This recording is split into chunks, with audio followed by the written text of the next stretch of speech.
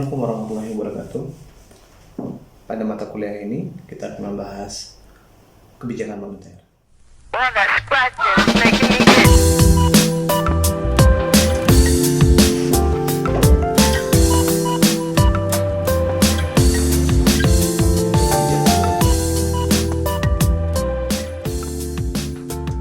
Kebijakan itu adalah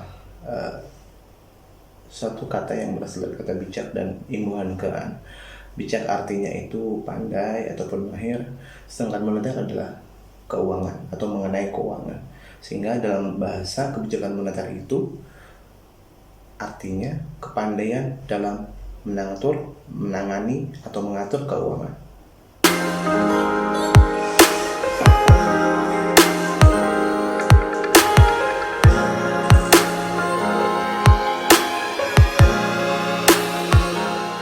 Kebijakan moneter menurut istilah yaitu langkah-langkah yang diambil oleh penguasa moneter, yaitu Bank Sentral atau dalam hal ini di negara Indonesia adalah Bank Indonesia, untuk mempengaruhi jumlah uang yang beredar dan daya beli uang itu sendiri ya dalam sebuah perekonomian.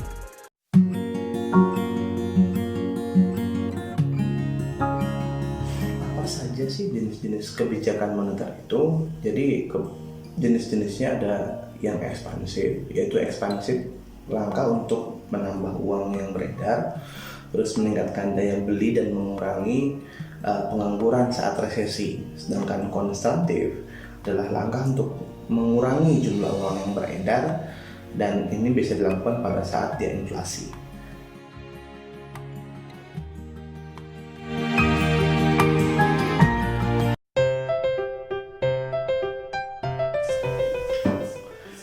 Tujuan kebijakan moneter.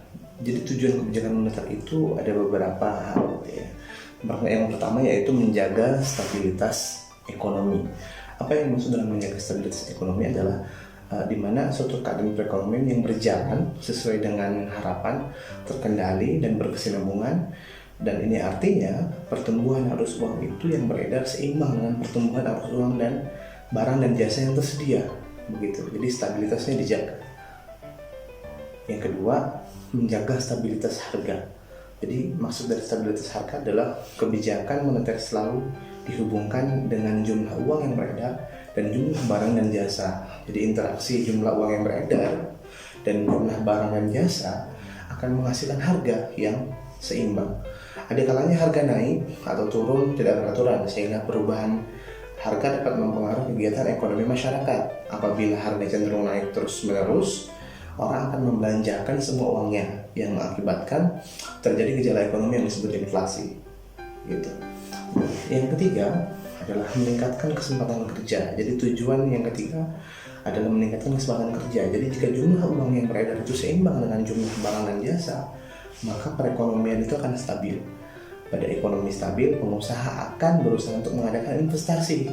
Investasi akan memungkinkan adanya lapangan kerja yang baru. Adanya lapangan pekerjaan baru atau perluasan usaha itu artinya meningkatkan kesempatan kerja. Yang keempat, yaitu memperbaiki posisi neraca perdagangan dan neraca pembayaran sebuah negara.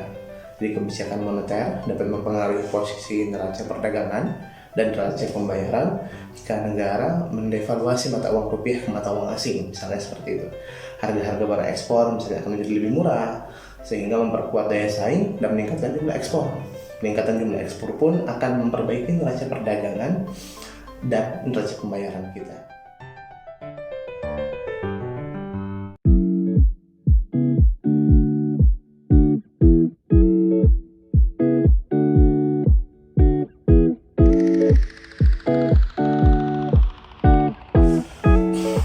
Selanjutnya, instrumen kebijakan moneter. Jadi ini yang paling penting sebenarnya. Inti dari kebijakan moneter itu adalah instrumennya seperti apa sih. Yang pertama, kita bisa melihat ada yang namanya kebijakan diskonto atau bank rate policy.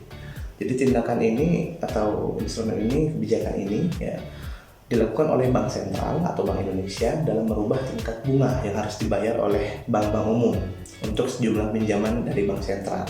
Kebijakan diskonto atau bank rate policy Jadi tindakan yang dilakukan oleh bank sentral yang ini atau kebijakan pertama ini adalah merubah tingkat bunga yang harus dibayar oleh bank-bank umum untuk sejumlah pinjaman pada bank sentral. Jadi diskonto itu adalah kebijakan pemerintah yang mengurangi atau menambah jumlah uang yang beredar dengan cara merubah diskonto bank umum. Jika bank sentral memperhitungkan jumlah uang yang beredar telah melebihi kebutuhan atau ada gejala inflasi misalnya, bank sentral akan mengeluarkan keputusan menaikkan suku bunga. Dengan menaikkan suku bunga akan merangsang keinginan orang untuk menabung, sehingga uang yang beredar itu di masyarakat akan kembali stabil. Seperti itu. Terus instrumen yang kedua yaitu operasi pasar terbuka atau open market operation. Kebijakan ini biasanya diartikan sebagai kegiatan pembelian atau penjualan surat-surat berharga oleh bank sentral. Jadi kebijakan ini dilakukan dengan cara menjual sertifikat Bank Indonesia misalnya SBI atau membeli surat berharga di pasar modal. Tujuannya yaitu ya menjaga kestabilan harga obligasi atau surat-surat berharga dengan jalan menstabilkan tingkat bunga, ikut mendorong naik turunnya tingkat bunga pinjaman, dan terakhir yang pengembangan dan penyelamatan utang pemerintah. Nah itu salah duanya gitu ya untuk instrumen dari kebijakan moneter. Yang ketiga adalah kebijakan cadangan umum atau minimum cash ratio ya atau cash ratio. Kebijakan cadangan minimum. Jadi bank sentral itu mempunyai kebijakan atau peraturan untuk menaikkan dan menurunkan cadangan kas atau cash ratio. Jadi cadangan minimum itu adalah sejumlah dana nih yang ada di sebuah perbankan yang disimpan oleh bank umum di dalam bank itu, banknya sendiri, atau di Bank Indonesia, di bank sentral, ataupun di bank-bank lain. Ya, jadi jumlahnya itu harus tidak kurang dari yang ditetapkan oleh bank sentral, misalnya 5%. Jadi semua 5% itu ya bisa ditaruh di Bank Indonesia, di bank sendiri, ataupun di bank lain. Bank umum menerima uang dari nasabah dalam bentuk giro, tabungan, deposito, sertifikat deposito, dan jenis tabungan lainnya. Jadi ada persentase tertentu sebenarnya yang dari uang yang disetorkan nasabah yang tidak boleh dipinjamkan. Contoh misalnya giro wajib minimum yang ditetapkan oleh BI misalnya sebesar 8%.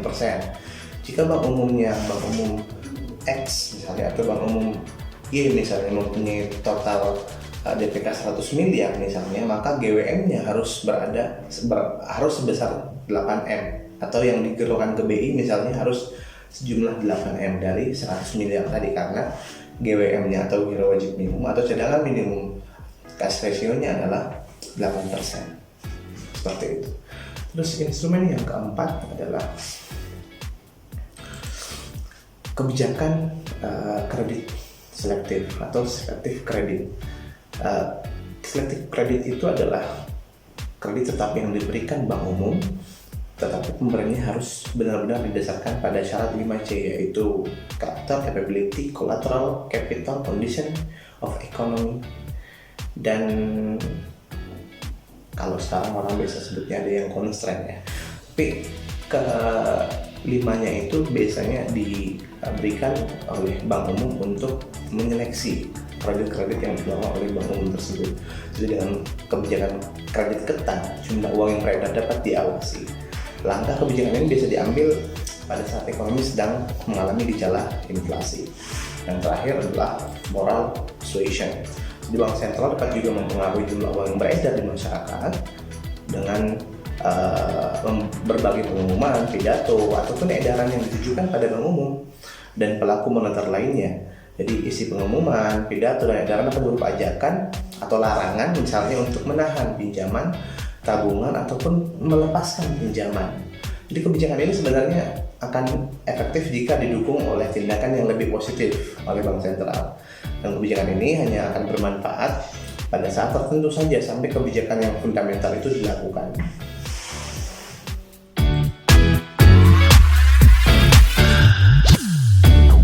Bagaimana pengaruhnya kebijakan moneter ini terhadap kebijakan lain, ataupun bagaimana implementasinya sebenarnya pada perekonomian? Kebijakan fiskal ataupun kebijakan moneter itu dilakukan atau dijalankan oleh dua pihak yang berbeda. Jadi kebijakan fiskal itu dilaksanakan oleh Kementerian Keuangan, sedangkan kebijakan moneter itu dilakukan oleh Bank Sentral atau Bank Indonesia. Kedua institusi ini haruslah menyesuaikan kebijakan ekonominya dalam mengatasi masalah yang harus dihadapi oleh negara tersebut atau Indonesia misalnya dalam kasus ini. Apabila tidak demikian, mungkin saja ya apabila langkah mereka memberikan efek yang bertentangan, yaitu satu pihak menjalankan langkah-langkah untuk mengatasi inflasi dan pihak lainnya menjalankan langkah-langkah mengatasi pengangguran, kebijakan yang bertentangan ini ya tidak akan mencapai tujuannya, karena bisa saja nanti misunderstanding gitu ya, salah antara institusi satu dan institusi lainnya. Jadi memang harus betul-betul bisa dipadukan antara satu kebijakan dan kebijakan lainnya. Sehingga untuk mengatasi permasalahan itu, misalnya contoh untuk mengatasi pengangguran, bank sentral itu perlu menurunkan suku bunga misalnya, dan Kementerian Keuangan menambah pengeluaran pemerintah yang dapat diikuti pula dengan pengurangan pajak gitu ya. Jadi langkah tersebut akan menyebabkan kenaikan dalam pengeluaran agregat ya, sebagai akibat dari kenaikan investasi, kenaikan pengeluaran pemerintah, dan kenaikan pengeluaran rumah tangga konsumsi gitu ya. Jadi untuk mengatasi pengangguran.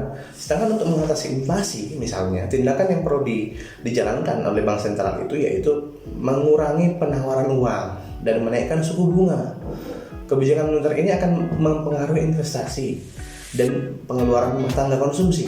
Seharusnya Kementerian Keuangan ya perlu pula mengurangi pengeluaran dan menaikkan pajak individu dan perusahaan. Jadi langkah-langkah tersebut akan mengurangi pengeluaran pemerintah pastinya, mengurangi investasi dan mengurangi pengeluaran rumah tangga sehingga inflasi bisa teratasi. Jadi seperti itu sedikit tentang kebijakan moneter.